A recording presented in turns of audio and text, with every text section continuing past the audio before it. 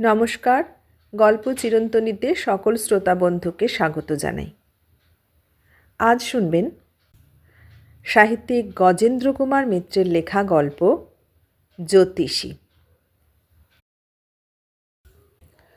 লম্বা একহারা চেহারা, খাঁড়ার মতো নাক, প্রশস্ত, এমনকি টাক বার করাও বলা চলে, এমন উঁচু কপাল, আর তার মধ্যে ছোট ছোট উজ্জ্বল চোখের তীক্ষ্ণ দৃষ্টি, সবটা জড়িয়ে বরদাচরণ জ্যোতির্বিনোদ মশাইয়ের চেহারাটা সুশ্রী না হলেও অসাধারণ ছিল বৈকি।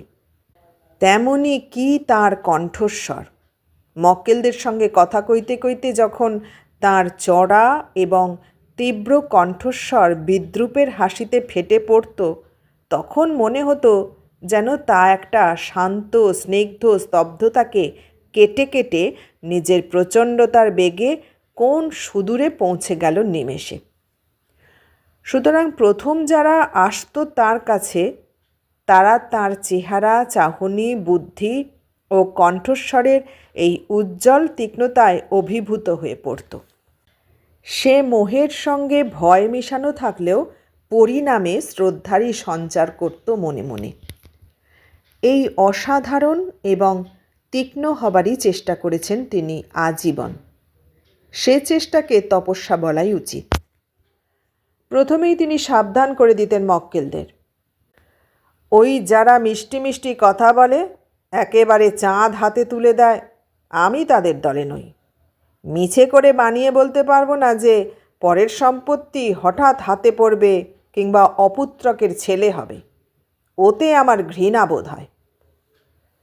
তারপর মুহূর্ত কয়েক মাত্র থেমে স্তম্ভিত মক্কেলকে একটুও সামলাবার অবকাশ না দিয়ে তিনি আবার বলে উঠতেন, বুঝেছেন, গোঁজামিল দিতে আমি পারবো না। হাতে যদি খারাপ লেখা থাকে তো মুখের ওপরই বলে দেব। সেটা সইতে পারবেন? অপ্রিয় সত্য। তা যদি না পারেন তবে সরে পড়ুন। তারপর বাকি সকলের দিকে স্থির সুতীব্র কণ্ঠস্বরকে আরও চড়িয়ে বলতেন, সেই জ্যোতিষীর গল্প জানেন তো?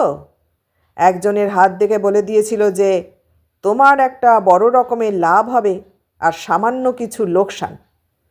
তারপর সে লোকটা কি লাভ হবে ভাবতে ভাবতে পথ হাঁটছে, পড়ে গেল এক খানায়। হাত বাড়িয়ে যেমন নিজেকে সামলাতে যাবে, মুঠো করে ধরলে এক ব্যাঙ, এধারে পাটি গেল ভেঙে। সে তো কোনো মতে বাড়ি ফিরে এলো।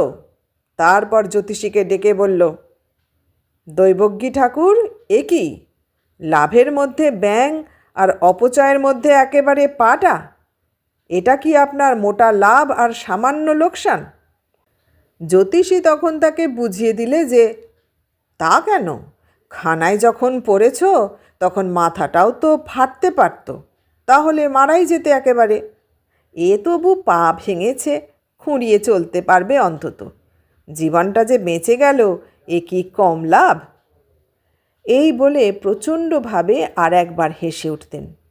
সে হাসির সামনে বিহ্বল ভয়চকিত মক্কেলদের মাথা আপনিই নুয়ে আসত। তারপর হয়তো খুব তাচ্ছিল্যের সঙ্গেই মক্কেলের শিথিল ও ঘর্মসিক্ত হাতখানা টেনে নিয়ে নিজের চোখের সামনে মেলে ধরতেন। মিনিটখানেক ধারালো ছুরির মতো তার চোখের চাহনি সেই হতভাগ্যের কররেখার ওপর বুলিয়ে শুধু একবার বলতেন, কিংবা একটা অস্পষ্ট এবং অস্ফুট শব্দ করতেন। তারপর হঠাৎ গম্ভীর মুখে বাঁ হাতে পাশ থেকে লেন্সটা নিয়ে ভালো করে হাতখানা দেখতেন পুঙ্খানুপুঙ্খ করে। এ সবটাই তার চিরন্তন অভ্যাস, বরং স্বভাব বলাই উচিত। এটা প্রথমে তিনি হিসেব করেই করতেন, মক্কেলকে অভিভূত করবার জন্যই। এখন আর চেষ্টা করতে হয় না, অভ্যাস তার নিজের কাজ করে যায়। তিনি জানতেন যে এই আকস্মিক গাম্ভীর্যে মক্কেলদের বুকের স্পন্দন প্রায় থেমে আসে। তার পরে নির্ঘাত কোনো বাণীর জন্য সে মনে মনে প্রস্তুত হয়। এরপর হাতখানা নামিয়ে রেখে গম্ভীর স্থির দৃষ্টিতে খানিকক্ষণ মক্কেলের মুখের দিকে চেয়ে বলতেন, শুনবেন আপনার ভাগ্যের কথা? ঠিক ঠিক শুনতে চান? সম্মতি যে আসতো তা বলাই বাহুল্য। তখন তিনি গলা নামিয়ে বলতেন, আমার এমনই অদৃষ্ট, ভালো হাত কি একটাও আসে না। শনি বিরূপ আপনার ওপর, আমি কি করব বলুন। এই সামনের 1 বছরের মধ্যে আপনার অনেকগুলি দুর্ঘটনা ঘটবে। একান্ত প্রিয়জনের মৃত্যু, অর্থনাশ, স্বাস্থ্যহানি, আর কত বলবো বলুন। তারপরও যদি সেই মাটির সঙ্গে মিশে যাওয়া মক্কেলের কথা কইবার মতো কোনো শক্তি থাকতো, তবে অনুরোধ করত, তা এর কোনো প্রতিকার নেই? গ্রহ পূজা বা শান্তি সস্তায়ন টস্তায়ন? আবার চড়া সুরে বেজে উঠত বরদা জ্যোতিষীর গলা। না মশাই, ওসব কথা আমার কাছে বলবেন না। তাহলে যান ওইসব বুজরুকদের কাছে, যারা বোকা বুঝিয়ে আপনাকে 250 টাকার নবগ্রহ কবচ গছাবে কিংবা যজ্ঞ করার জন্য 150 টাকার ফর্দ দেবে। ওটি আমার দ্বারা হবে না। কত হাজার মাইল দূরে বসে যেসব গ্রহ এমন করে মানুষের ভাগ্য নিয়ন্ত্রণ করছেন, যার সুস্পষ্ট নির্দেশ আপনার হাতের চামড়ায় আঁকা রয়েছে, তাদের হারিয়ে দেবেন কবচ পরে কিংবা আগুনে একটু ভেজাল ঘি ঢেলে? অতই সহজ? আপনারা তো লেখাপড়া শিখেছেন, আপনাদের কমন সেন্স কী বলে? তাহলে কি উপায় নেই? ভগ্ন স্খলিত কণ্ঠস্বরে নিরুপায়ের একান্ত কাতরোক্তি ফুটে ওঠে। ঈশ্বরকে ডাকুন। যদি দীক্ষা হয়ে থাকে তো ইষ্টদেবকে ধ্যান করে প্রত্যহ এক মনে 10,000 কিংবা লক্ষ নাম জপ করুন। জপাত সিদ্ধ, জপাত সিদ্ধ, জপাত সিদ্ধির্ন সংশয়। দীক্ষা না হয়ে থাকলে তার যে নাম আপনার প্রিয় মনে হয় সেই নাম জপ করে যান। জপতে জপতে ইচ্ছা শক্তি জাগবে। একমাত্র সেই ইচ্ছা শক্তি বা পুরুষকারী দৈবকে লঙ্ঘন করতে পারে। হয় বই কি, কত স্বল্পায়ু লোককে দীর্ঘদিন বাঁচতে দেখলুম। নিজের কর্মফলে দৈবকেও প্রতিহত করা যায়। কিন্তু এ ব্যবস্থায় অধিকাংশ মক্কেলেরই মন উঠত না। অনেকেই বুঝতো না তার কথা। কোনো মতে ওর দক্ষিণাটা দিয়ে সরে পড়ত। তাঁদের সে অপসৃয়মান মনের দিকে চেয়ে বড়দার কণ্ঠস্বর আবার তীক্ষ্ণ হাসিতে চারিদিক আচ্ছন্ন করে ফেলত। তিনি সকলকে শুনিয়ে বলতেন, চলল আহাম্মুকটা ছুটে। এখনই কোনো বুজরুককে 200-250 টাকা না দেওয়া পর্যন্ত শান্তি নেই। 2-1 যারা ওর অপেক্ষাকৃত অন্তরঙ্গ, তারা হয়তো বলতেন, তা আপনি জেনে শুনে এ টাকাটা হাতছাড়া করলেন কেন? ওরা যখন খরচ করবেই। না না, যেন শিউরে উঠে বলতেন জ্যোতিষী, ওতে আমার সত্যিই ঘৃণাবোধ হয়। জানি যা দুর্লঙ্ঘ, যা কিছুতে নিবারণ করতে পারবো না, তার জন্য হাত পেতে টাকা নেব প্রবঞ্চনা করে, সে আমার সইবে না। তাছাড়া ভগবানের ইচ্ছে আমার তো ঠিক চলে যাচ্ছে। এখানে তার কণ্ঠস্বরে আবার বিদ্রূপের আভাস জাগত। মজা হচ্ছে এই, যেখানে যত বুজরুকের কাছেই যাক, একবার করে আমার কাছেও আসবে ঠিক। জানে যে এখানে সত্যি কথা পাবে। যা কিছু অমঙ্গল, যা কিছু আশঙ্কার, যা কিছু ভয়াবহ, ওরা জানে যে আমার চোখেই পড়বে ঠিক। বলতে বলতে তার উজ্জ্বল চোখ আরও উজ্জ্বল হয়ে উঠত। অজানা কি একটা উত্তেজনায় যেন হাঁপাতে থাকতেন। তারপর হয়তো উঠে খরম পায়ে দিয়ে সংকীর্ণ পরিসর ঘরের মেঝেতে পায়চারি শুরু করতেন। সে সময় তার চোখ দুটো হয়ে উঠত লাল। খানিকটা পরে কেমন যেন চাপা হিংস্র গলায় বলে উঠতেন, জানি, অথচ প্রতিকার করতে পারি না। দেখতে পাই, তবু ঠেকাতে পারি না। এই জন্যই তো ওকে বলে নিয়তি। তার চেয়ে অদৃষ্ট থাকাই বোধহয় ভালো ছিল। যারা তার পরিচিত তারা ওর এই ভাবটা জানতেন, আর বোধহয় কারণটাও। তাই আর ঘাঁটাতে সাহস করতেন না, কথাটা চেপে যেতেন। হ্যাঁ, কারণটাও অনেকেই জানতেন বৈকি। বরদা জ্যোতিষীর ইতিহাস এই অঞ্চলে অনেকেই জানেন। জ্যোতিষী উনি ছিলেন না। প্রথম বয়সে বিএ ফেল করে এক স্কুলে ঢুকেছিলেন অঙ্কের মাস্টার হয়ে। ছোট সংসার, মা আর ছেলে। ছোট্ট একটু বাড়িও ছিল মাথা গোঁজবার মতো। তাই অভাব হয়নি, ৩৫ টাকা মাইনেতে সংসার চালিয়েও অনেক শখ মেটাতে পারতেন। এই সব শখের মধ্যে প্রধান ছিল পুরনো বই কেনা। বেশি দামের পুরনো বই কেনা সম্ভব নয়, তাই সারা বিকেল আর সন্ধেটা ঘুরতেন পুরনো বইয়ের বাজারে। হাঁটতে হাঁটতে একটা দুটো ছেঁড়া জীর্ণ কীটদষ্ট বই সংগ্রহ করে আনতেন। নিরীহ রোগা চেহারার এই ছোকরাটিকে বইওয়ালারা কৃপার দৃষ্টিতেই দেখত, তাই তারা সারাক্ষণ ধরে বই ঘাঁটলেও কিছু বলতো না। তাছাড়া লোকটি কিনতেন যত বাজে আর অকেজো বই তাদের মতে, তাই তারা সস্তা করেও দিত অনেক সময়। মা অনুযোগ করতেন, বন্ধুরা ঠাট্টা তামাশা করত, কিন্তু এ নেশা তার কাটত না কিছুতেই। বিয়ে থা করে সংসারী হওয়া কিংবা আর একবার চেষ্টা করে বিএ পাশ করার সম্ভাবনা হয়ে পড়তে লাগলো সুদূর পরাহত। এমনি করে বই ঘাঁটতে ঘাঁটতেই হঠাৎ বরদা পেয়ে যান খান ২ ফলিত জ্যোতিষের বই। প্রাচীন পুঁথি। খবর নিয়ে জানলেন যে এ বই দুটি বিখ্যাত এবং অধুনা দুষ্প্রাপ্য। পুঁথির আকারে ছিল বই দুখানা, বিবর্ণ নাগরী লিপিতে ছাপা। একেবারেই বাজে বই মনে করে দোকানদার মাত্র আনা ৬ পয়সাতে বই ২খানা দিয়েছিল। ব্যাস, এইবার লাগলো তার নতুন এক নেশা। প্রায় গলে যাওয়া পুঁথির পাতা থেকে অতি কষ্টে উদ্ধার করে করে তিনি লিপিগুলো আর একটা খাতায় নকল করলেন। অর্থ বোঝবার অসুবিধে হচ্ছে দেখে আবার সংস্কৃত পড়তে শুরু করলেন নতুন করে। নতুন করে ব্যাকরণ ও অভিধান খুলে বসলেন। যেমন করে হোক এর পাঠ উদ্ধার করতে হবেই, এর সম্পূর্ণ অর্থ উদ্ধার করা চাই। ক্রমে ক্রমে আয়ত্ত করেও ফেললেন সবটা। এ যেন এক নতুন দৃষ্টি খুলে গেল ওর। পুঁথির শ্লোকের বর্ণনার সঙ্গে নিজের ও মায়ের কররেখা মিলিয়ে মিলিয়ে চিনতে শিখলেন। কোন রেখার কী অমোঘ নির্দেশ তাও ধীরে ধীরে বুঝতে পারলেন।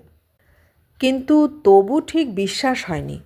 ছেলেবেলা থেকে অনেককে তিনিও হাত দেখিয়েছেন, তার কোনোটা মিলেছে, কোনোটা মেলেনি। ওর বিশ্বাস ছিল এগুলো অল্প বিস্তর আধারেই ঢিল ছোঁড়া হয়, যেটা লাগে দৈবাত। কিন্তু এবার শুরু করলেন নিজেই বন্ধুবান্ধবদের হাত দেখতে।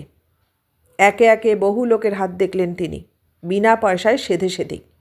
আর সেই তাঁর প্রথম চমক লাগলো। জ্যোতিষশাস্ত্র এমন শক্তিশালী, হিসাব এমন নির্ভুল তাঁর, যা বলেন তাই যেন মিলে যায়। দৈববাণীর মতো তাঁর কররেখা বিচার সত্য হয়, যেন নির্ভুল অঙ্কের মতো হিসাব করা সব ব্যাপারটা। ফলে নেশা আরও বাড়ল। এদিকে ওদিকে খুঁজে আরও ২-১টা বই বার করলেন। ছুটলেন কাশিতে, গুধুরি বাজার থেকে পুরনো জ্যোতিষের বই সংগ্রহ করলেন। লুধিয়ানাতে গেলেন মাসিক শতকরা ২ টাকা সুদে টাকা ধার করে। সেখানে কোনো পাঞ্জাবি জ্যোতিষীর কাছে ভৃগু সংহিতার সম্পূর্ণ পুঁথি আছে, তাই দেখবার জন্যে। ২০০ টাকা প্রণামী দিয়ে তবে তা একবার নাড়াচাড়া করবার অধিকার পেয়েছিলেন। এই সব করার ফলে স্কুলের চাকরিও বোঁটা শুকিয়ে খসে পড়বার মতো হয়েছিল। তিনি নিজেই এবার সেই সামান্য যোগসূত্রটি ছিঁড়ে দিলেন।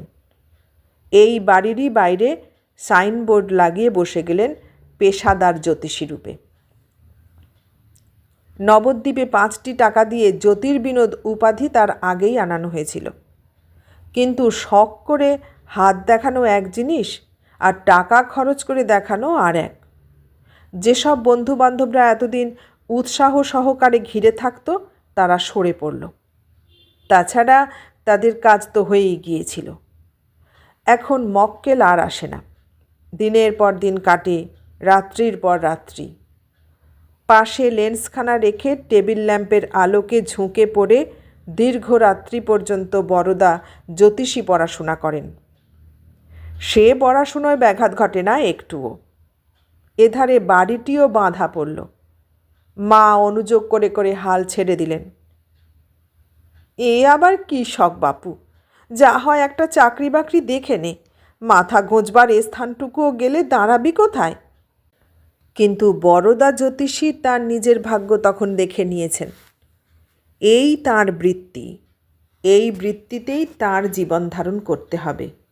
অর্থ ও যশও কিছু কিছু পাবেন তিনি। বহুদিন ধৈর্য ধারণ করে থাকার পর একটি দুটি করে মক্কেল আসতে লাগলো। ক্ষুধার্ত বাঘ যেমন করে ঝাঁপিয়ে পড়ে তার খাদ্যের ওপর, তেমনি করেই বরদা ওদের ওপর ঝাঁপিয়ে পড়লেন। এরাই তার বড়শিতে গাঁথা টোপ, যেমন করে হোক এই টোপে মাছ ধরতে হবে। ইতিমধ্যে বহু রাত্রি জেগে বরদা জ্যোতিষের একটা বিশেষ দিক আয়ত্ত করেছিলেন ইচ্ছে করেই।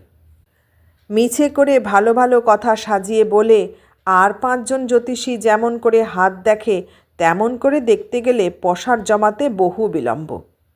বুদ্ধিমান বরদা তা বুঝেছিলেন, তিনি সে চেষ্টা করেননি। তিনি বিশেষ করে চিনতে শিখেছিলেন দুর্ভাগ্যের রেখাগুলি, জন্মকুণ্ডলীর অমঙ্গলকর অবস্থানগুলির অব্যর্থ ফলাফল আয়ত্ত করেছিলেন। তিনি জানতেন অধিকাংশ হাতের ভালোর চেয়ে খারাপ বেশি, খারাপ ফলই সত্য হয় এবং এগুলো অন্য জ্যোতিষী বলে না। তিনি এই অস্ত্রে মক্কেলদের ধরাশায়ী করবেন, অমঙ্গলের মন্ত্রে নিজের মঙ্গল ডেকে আনবেন। আর করলেনও তাই। তার তীক্ষ্ণ দৃষ্টি অভ্যাগতদের বুকের মধ্যে কেটে কেটে বসতে লাগল। তীক্ষ্ণতর কণ্ঠের অশুভকারী ভবিষ্যৎবাণী কানের মধ্যে আগুনের মতো জ্বলতে লাগল। কিন্তু তবু তারা আসতে লাগল। মক্কেলের সংখ্যা বাড়তেই লাগলো দিন দিন। তার কারণ বরদার কথা কখনো মিথ্যা হয় না। দৈবের মতো অমোঘ, মৃত্যুর মতো ধ্রুব। প্রত্যেক মানুষের মনে একটা অদ্ভুত আকর্ষণ আছে নিষ্ঠুর সত্য সম্বন্ধে। যাতে সে যন্ত্রণা পায়, তাই সেই আঘাত পেতেই বারবার এগিয়ে আসে। মুখে বলে, আগে জানতে পারলে তবু সাবধান হওয়া যায়, এই একরকম ভালোই, যদিচ কোনো সতর্কতাই কাজে আসে না। বরদার ভবিষ্যৎবাণীকে কোনো গ্রহযজ্ঞে বা কোনো শান্তি সস্তায়নে এড়ানো যায় না। তবে নাকি মানুষ ঠিক নিজের অমঙ্গলে বিশ্বাস করে না, আশা করে শেষ মুহূর্তে কোনো না কোনো উপায়ে সেটা খণ্ডিত হয়ে যাবে। তাই তারা শুনে মূর্ছিত হয়ে পড়ে না কিংবা আত্মহত্যা করে না। কারণ বরদার দয়া মায়া নেই, কোনো সাংঘাতিক কথাই তার মুখে এড়ায় না। মায়ের মুখের ওপর তার একমাত্র সন্তানের মৃত্যুর সম্ভাবনাটা তিনি অকম্পিত কণ্ঠেই শুনিয়ে দিতে পারেন। কিন্তু অমঙ্গলটা নির্ভুলভাবে দেখা বরদা জ্যোতিষীর পেশা থেকে নেশায় দাঁড়িয়ে গিয়েছিল। তাই পরের কররেখার ফলাফলের সঙ্গে নিজেরটাও দেখে নিয়েছিলেন আগেই। দুটি সাংঘাতিক ফল, কঠিন, মৃত্যুঘাতী সে কথা। কয়বার ঘুরিয়ে ফিরিয়ে বিচার করেছেন বরদা। কররেখায় বিশ্বাস হয়নি। জন্মকুণ্ডলী খুলে বসেছেন ঘণ্টার পর ঘণ্টা। জন্ম সময় সম্বন্ধে সংশয় হয়েছে, গণনা করে বার করেছেন নিজের জন্ম তারিখ ও ঘণ্টা। ছুটে গিয়েছেন কাশীতে, গিয়েছেন কাশ্মীরে, ভৃগু সংহিতার সঙ্গে মিলিয়েছেন। না, ভুল কোথাও নেই। মাতৃঘাতী যোগ আছে তার হাতে। আর যখন কোনো মতেই এটাকে উড়িয়ে দেওয়া গেল না, তখন তিনি মনস্থির করে ফেললেন, শাস্ত্রমতে যা সবচেয়ে কঠিন যজ্ঞ তাই তিনি করবেন প্রথমটা এড়াবার জন্যে। আর দ্বিতীয়টা খুব সোজা, তিনি বিয়েই করবেন না। ইতিমধ্যে বয়সও তো হয়ে গেছে প্রায় 35। কি দরকার ও ঝামেলা জড়াবার? তিনি তন্ত্রের পুঁথি খুলে বসলেন নিজেই। আছে স্ত্রীর কুলত্যাগিনী হওয়ার সংবাদ। ছুটে গেলেন বড় বড় পণ্ডিতদের কাছে। সব শ্লোকের সম্পূর্ণ অর্থ তার ঠিক বোধগম্য হচ্ছে কি না সেইটে মিলিয়ে নিতে। মন্ত্রের ঠিক ঠিক উচ্চারণ আয়ত্ত করার জন্য হিন্দুস্থানি পণ্ডিতদের কাছে গেলেন। কিন্তু তার আগে আর একটা উপায় চিন্তা করে মায়ের কাছে কথাটা পারলেন। মা, তুমি তীর্থবাস করতে চেয়েছিলে, এখন যাবে? এখন তো যা হোক একটু সচ্ছল অবস্থা হয়েছে, কাশিতে গিয়ে থাকো না। মা আমতা আমতা করে বললেন, তা বটে, তীর্থে থাকতে কার না স্বাদ, তবে তোর একটা দেখাশোনার লোক হলো না, ঘর সংসারই বা দেখে কে, তোকে ভাত জল দেওয়া। একটু অসহিষ্ণুভাবেই বলেন বড়দা, সে ভাবনা আর কতকাল ভাববে মা? তুমি মরে গেলে কে আমাকে দেখবে? সে তখন আলাদা কথা, বেঁচে থাকতে না ভেবে কি করি বল? তাহলে তুমি যাবে না? তুই একটা বিয়ে কর তো যাই। সে আমি পারবো না, দৃঢ় কণ্ঠে বলেন বড়দা। তাহলে আমিও যাব না। আরও পীড়াপিড়িতে আসল কথাটা বলে ফেলেন। এই বুড়ো বয়সে শরীর ভেঙে আসছে, এখন একা কোন নির্বান্ধ পুরীতে থাকবো বল দেখি, বড় ভয় করে যে। বেশ, সঙ্গে যদি লোক দিই? বড়দা প্রশ্ন করেন। কেন বল দেখি, আমাকে তার আবার এত তাগিদ? আমি না বিদেয় হলে বুঝি বিয়ে করবি নি? লোকই না হয় দিলি, হঠাৎ যদি মরে যাই, এক ছেলে, একটুও জল পাবো না। অগত্যা সে প্রস্তাব বন্ধ করতে হয়। এই একমাত্র ক্ষেত্র যেখানে আসল কথাটা বলা চলে না। বললেও মা বিশ্বাস করবেন না। ছেলের অসাধারণ মাতৃভক্তির কথা তিনি সকলকে গর্ব করে বলে বেড়ান। সুতরাং শেষ পর্যন্ত যজ্ঞেই বসতে হয়। নিজে নিষ্ঠাপূর্বক সমস্ত আয়োজন করেন। ঘি তৈরি হয় গরুর দুধ থেকে সর জাল দিয়ে। এতটুকু ত্রুটি কোথাও না থাকে এই প্রতিজ্ঞা। আগের দিন উপবাস করে থাকেন। পাঁজি দেখে সময় ঠিক করে যজ্ঞে বসেন। জ্ঞানত কোথাও কোনো খুঁত রইল না। যজ্ঞের শেষে বিধিপূর্বক কবচ বেঁধে দিলেন মায়ের হাতে। কারণ বললেন, তোমার একটা বড় ফাঁড়া আছে মা, শিগগিরই। মা বিস্মিত হয়ে বললেন, এই এত বড় জাগটা করলি কি তুই আমার জন্যে? হ্যাঁ, বলিস কি রে, কি পাগল রে তুই? কেন পাগল কেন? আমি তো বুড়ো হয়েছি, না হয় মলুমি, তার জন্যে এত? সে তুমি বুঝবে না। কথাটা সেদিন এইখানেই চাপা পড়ল বটে, কিন্তু শেষ হলো না। মুখে ব্যাপারটা যতই তুচ্ছ বলে উড়িয়ে দিল, মায়ের মনের মধ্যে সেটা বহুদূর প্রসারী হয়ে আশ্রয় নিলে। কয়েকদিন ধরেই কথাটা মনে মনে নাড়াচাড়া করে একদিন এসে বললেন, বাবা, একটা কথা বলবো তোকে, রাখবি? বড়দা বললেন, বিয়ের কথা ছাড়া যা বলবে তুমি রাখবো। মা বললেন, এই তো কথা দিচ্ছিস? বড়দা ঘাড় নাড়লেন। মা বললেন, ফাঁড়ার কথা তো বাবা কিছু বলা যায় না, তাছাড়া এমনিই তো প্রায় 60 বছর বয়স হলো, কবে আছি কবে নেই। তুই আমাকে নিয়ে একটু তীর্থ করিয়ে দে। তাছাড়া শুনেছি তীর্থস্নানে অনেক সময় গ্রহ ফাঁড়া কাটে। জ্যোতিষী বিস্মিত হলেও মুখে সেটা প্রকাশ করলেন না। সময় নিকট হয়ে আসছে, এ কি তারই পূর্বাভাস? খানিকটা চুপ করে থেকে বললেন, যদি লোক দিই সঙ্গে? না, সে হয় না। মরণের সময় তুমি কাছে থাকবে না, এ হতে পারে না। তোমাকে ছাড়া আর আমি থাকব না। বেশ, তাই হবে। দেনার শেষ 1000 টাকা শোধ করবেন বলে জ্যোতিষী তৈরি হচ্ছিলেন, সেই টাকা সম্বল করেই দৌড়ে তালা দিয়ে বেরিয়ে পড়লেন। ভারতভূমিকে বামাবর্তে পরিক্রমা করলেন তিনি।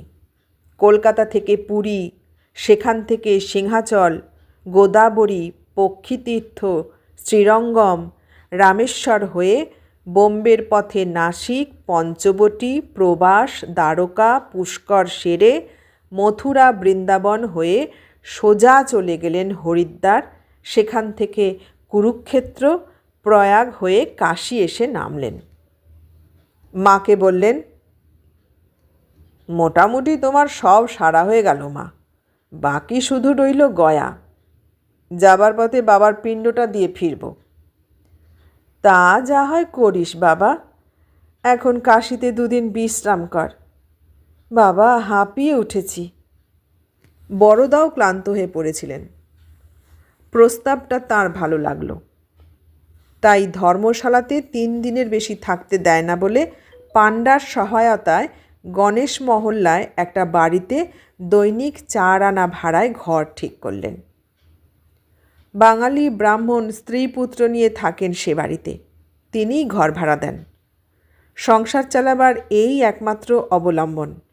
তার নিজের দুর্দান্ত হাঁপানি, কাজকর্ম কিছুই করতে পারেন না। এ আয়েই বা কী হয়, শুধু কাশী জায়গা বলেই চলছে।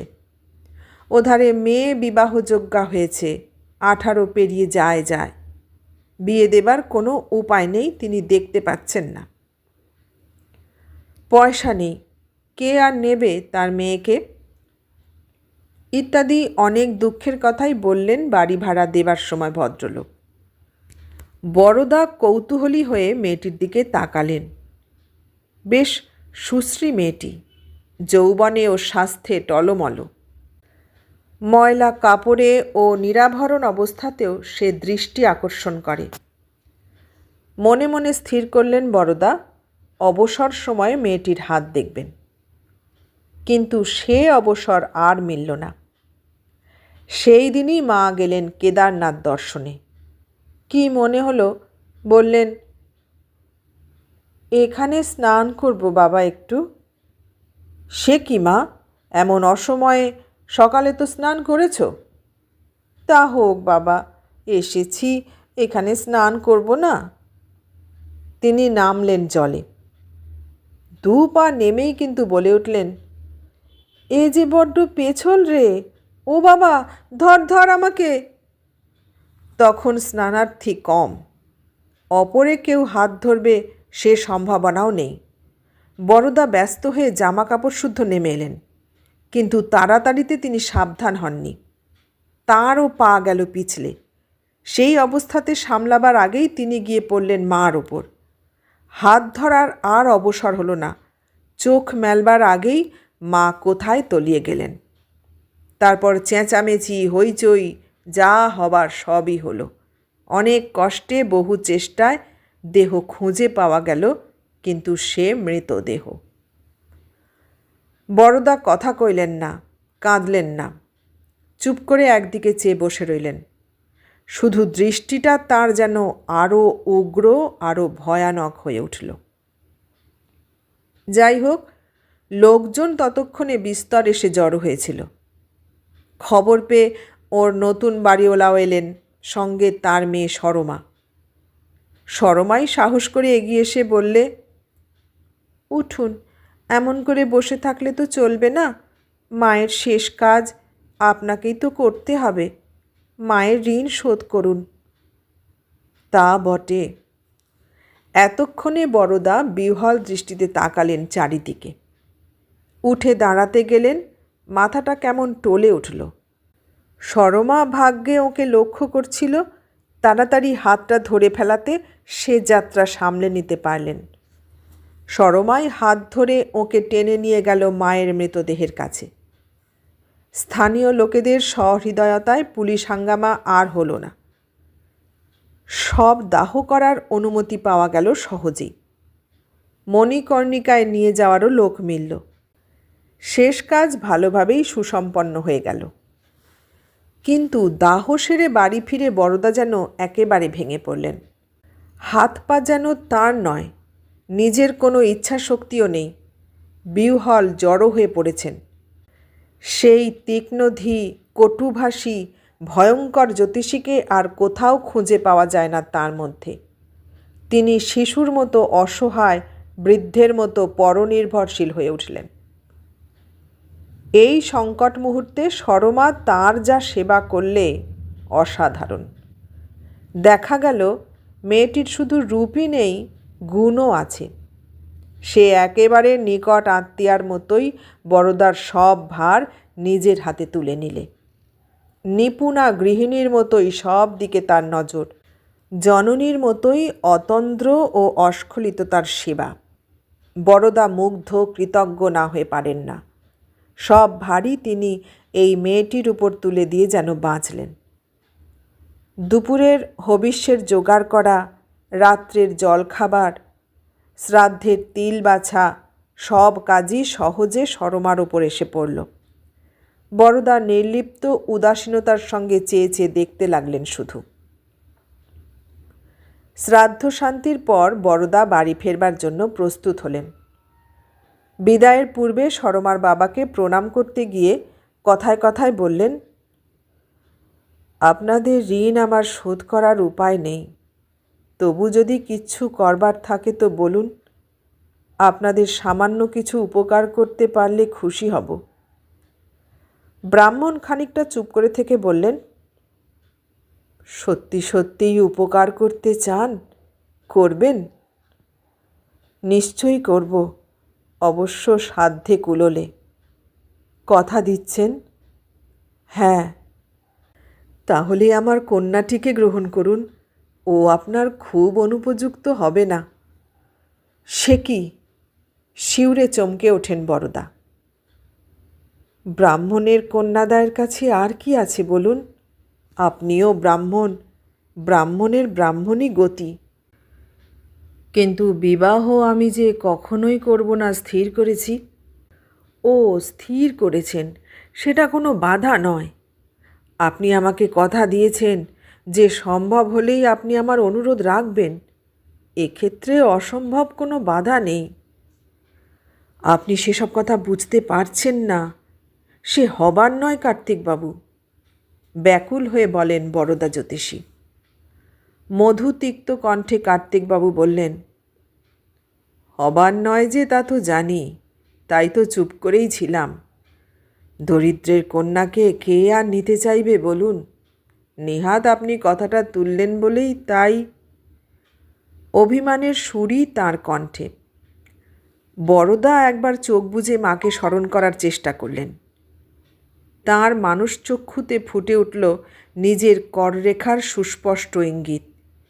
কিন্তু সে মুহূর্তের জন্য সেসব ছবি মিলিয়ে একাকার হয়ে জ্বলজ্বল করতে লাগল একটি যৌবন বিকশিত মুখের সরস পরিপূর্ণ ওষ্ঠাধর, বিচিত্র এক লাস্যভরা হাসি এবং দীর্ঘ পক্ষবেষ্টিত চোখের আবেশ ভরা মদির চাহনি।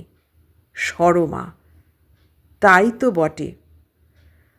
অস্ফুট কণ্ঠে বরদা জ্যোতিষী বললেন, নিয়তি? কার্তিকবাবু ব্যগ্রভাবে প্রশ্ন করলেন, কি বললেন? বরদা একটা দীর্ঘ নিঃশ্বাস ফেলে জবাব দিলেন, তাই হবে। আপনাকে আমি কথাই দিলাম। তবে মাস 6 অপেক্ষা করতে হবে। মাস 6 পরে কাশীতে এসেই মায়ের সপিণ্ডকরণ সেরে নেব, সেই সময়ই বিবাহ হবে। আমার কিন্তু কিছু দেবার সম্পত্তি নেই, 1 ভরি সোনাও বোধহয় দিতে পারবো না। দরকার নেই, আপনি রুলি দিয়েই বিয়ে দেবেন। বরদা জ্যোতিষীর মতো চেহারার এবং বয়সের পাত্রকে সরমার মতো মেয়ের হয়তো পছন্দ হবার কথা নয়, কিন্তু সরমা তবু আর 5টা সাধারণ মেয়ের মতোই স্বামীকে একান্ত মনে অবলম্বন করতে ভালোবাসতে চেয়েছিল। আশ্চর্য এই যে বাধা এলো বরদার কাছ থেকেই। কিসের সে বাধা? এর এই আবেগময় আত্মনিবেদন গ্রহণ করতে কোথায় বরদার সংকোচ, তা সরমা বুঝতে পারে না। ব্যথিত হয়, বিস্মিত হয়। তবু বাধা আছে একটা কোথাও, এটা ঠিক। আদালতে প্রমাণ করার মতো তার কোনো প্রত্যক্ষ তথ্য না থাকলেও সরমা সমস্ত অন্তর দিয়ে সেটা অনুভব করে। কোথায় একটা প্রাচীর আছে দুজনার মধ্যে, আর সে প্রাচীর দিন দিন বেড়েই যাচ্ছে। সরমা যখন আবেশে, আনন্দে, অত্যুগ্র কামনায় ওকে জড়িয়ে ধরতে যায়, তখন বেশ অনুভব করে যে বড়দা কেমন যেন সিটিয়ে ওঠেন, কঠিন হয়ে যান।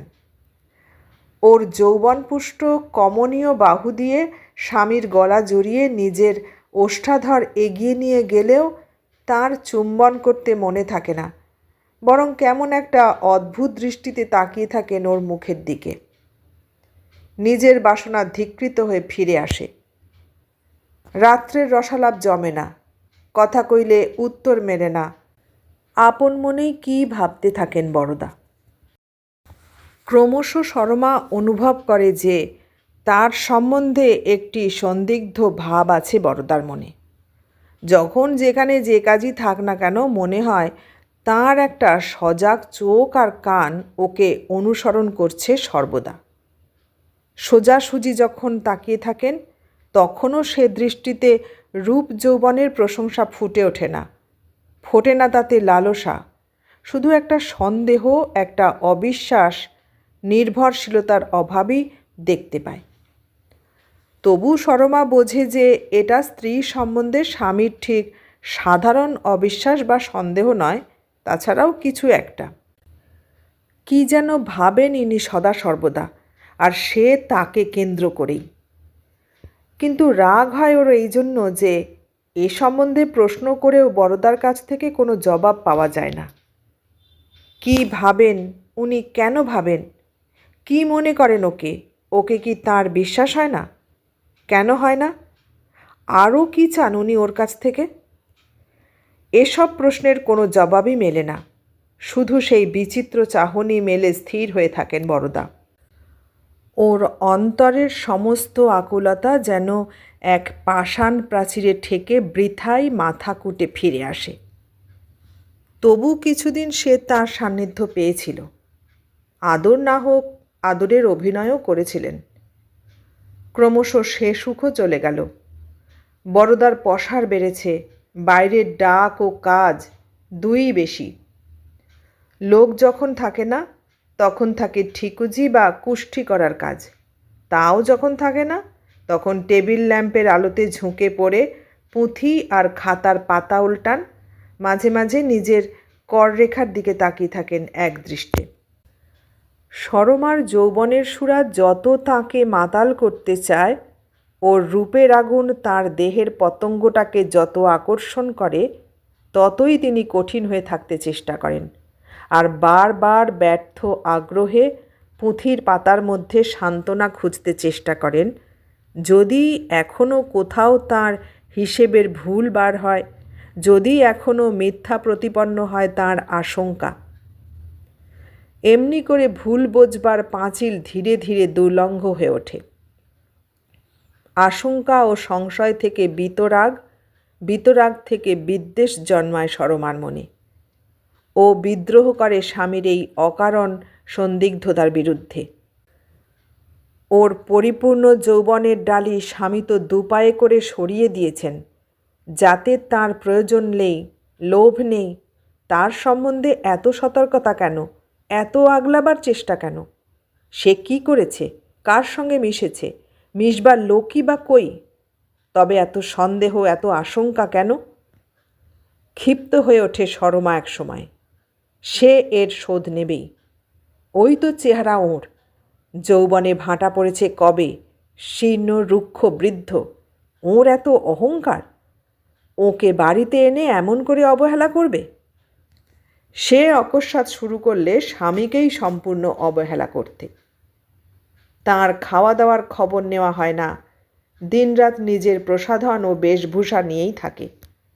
বাড়ির ছাদ থেকে ডেকে ডেকে আশেপাশের বাড়ির সঙ্গে আলাপ জমায়। ফলে মধুলোভী ভৃঙ্গও দু একজন পাড়ায় চঞ্চল হয়ে ওঠে বৈকি। নিয়তির এই ইঙ্গিত ক্রমে বড়দাও দেখতে পান। তিনি আর একবার প্রস্তুত হন সংগ্রামের জন্য।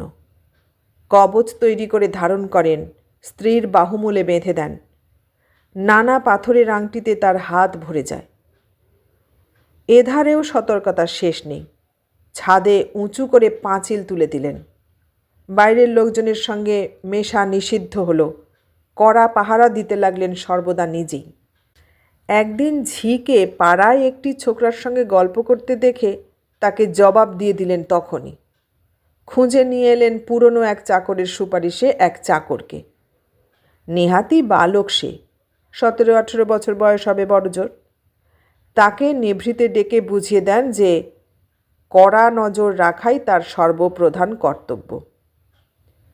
নীরবে সব লক্ষ্য করেন সরমা, কিন্তু কিছু বলে না।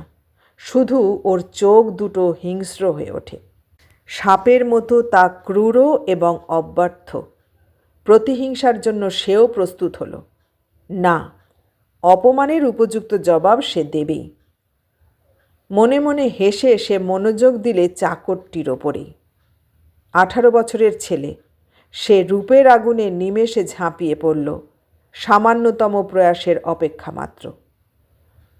কিন্তু এ প্রতিশোধেও মন উঠল না সরমার। যখন বিশ্বাস রইল না ভালোবাসা, কোনো আশা নেই, আনন্দ নেই, তখন এ খাঁচায় বন্ধ থাকবে কেন? সে জানে বিশাল পৃথিবীতে তার অন্তত অর্থের এবং সম্ভোগের বস্তুর অভাব হবে না, শুধু যা নেমে যাবার অপেক্ষা, ভাবার যা অপেক্ষা। প্রথম যেদিন অবসর মিলল, মানে যে সন্ধ্যায় মক্কেলের ভিড় বেশি দেখলে, ইঙ্গিতে চাকর খগেনকে ডেকে নিয়ে গেল ওপরের ঘরে। ওর নিকষ কৃষ্ণদেহ নিজের সুগৌর বাহুবেষ্টনে জড়িয়ে একেবারে বুকের কাছে টেনে নিয়ে এলো। তারপর কাজল টানা চোখের মধ্যে দিয়ে প্রবৃত্তি মোদির দৃষ্টি ওর দৃষ্টির ওপর নিবদ্ধ করে বললে, এই আমাকে নিয়ে পালিয়ে যাবি? আবেগে উত্তেজনায় থরথর করে কাঁপছে খগেন। সে শুধু বললে, কোথায়? যেখানে হোক, খুব দূরদেশে কোথাও। এখানে আর থাকবো না, শুধু তুই আর আমি কোথাও ঘর করব। এ যে অপ্রত্যাশিত সুখ আর সৌভাগ্য। খগেন ঠিক নিজের অদৃষ্টকে বিশ্বাস করতে পারে না। বলে, কিন্তু বাবু যদি পুলিশে দেয়? আমি বলবো নিজের ইচ্ছায় চলে এসেছি, পুলিশ কি করবে? খাবে কি? আমার আয় তো এই, অন্য জায়গায় গেলে কি আয় বেশি হবে? এই তো গয়না রয়েছে আমার এত, কোথাও গিয়ে মুড়ি বেগুনির দোকান দেব, আমি ভাজবো আর তুই বেচবি, কেমন? খগেনের চক্ষু লুব্ধ হয়ে ওঠে ভবিষ্যতের এ ছবিতে। তবু বলে, সে কষ্ট কি তুমি সইতে পারবে? খুব। বেশ চলো, কিন্তু আমার ভয় করে। সাপের মতো হিসহিস করে ওঠে সরমার কণ্ঠস্বর। সে বলে, কিছু ভয় নেই, আমি আছি। বেশ, কবে যাবে বলো? কবে কি রে? এখনই? এখনই? হ্যাঁ, ও বাইরে ব্যস্ত আছে, চুপি চুপি এধারের দৌড় দিয়ে ও গলি দিয়ে বেরিয়ে যাব।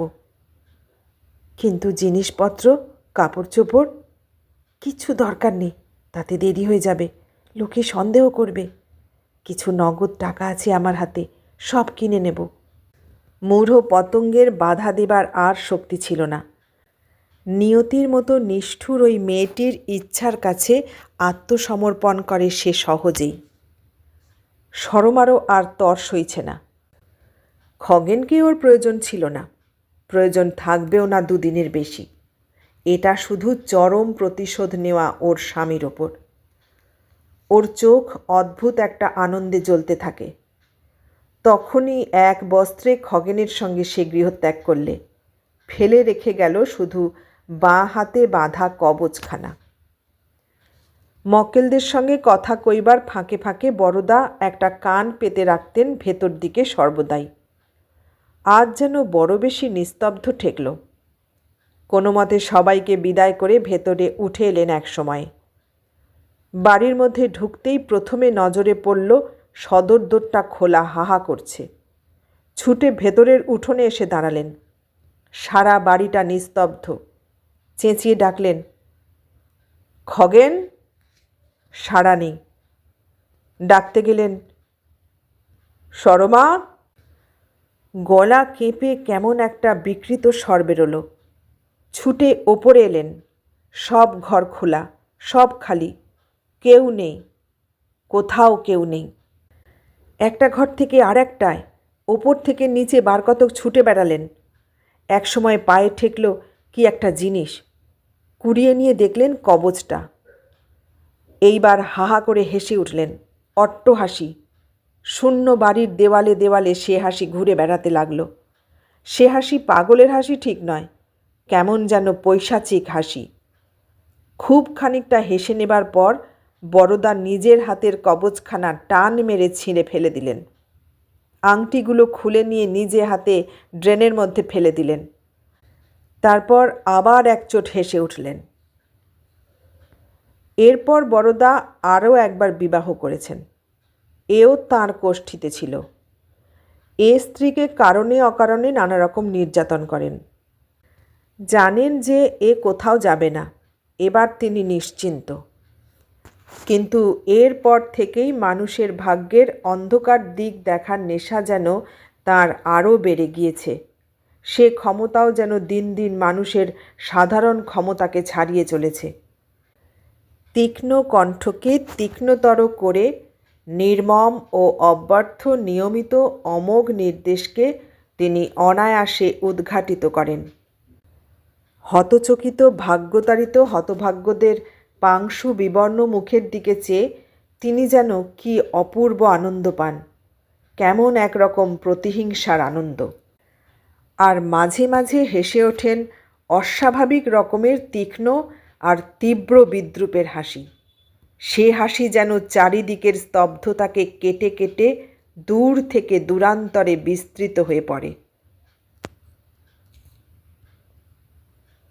এতক্ষণ শুনলেন গজেন্দ্র কুমার মিত্রের লেখা গল্প জ্যোতিষী।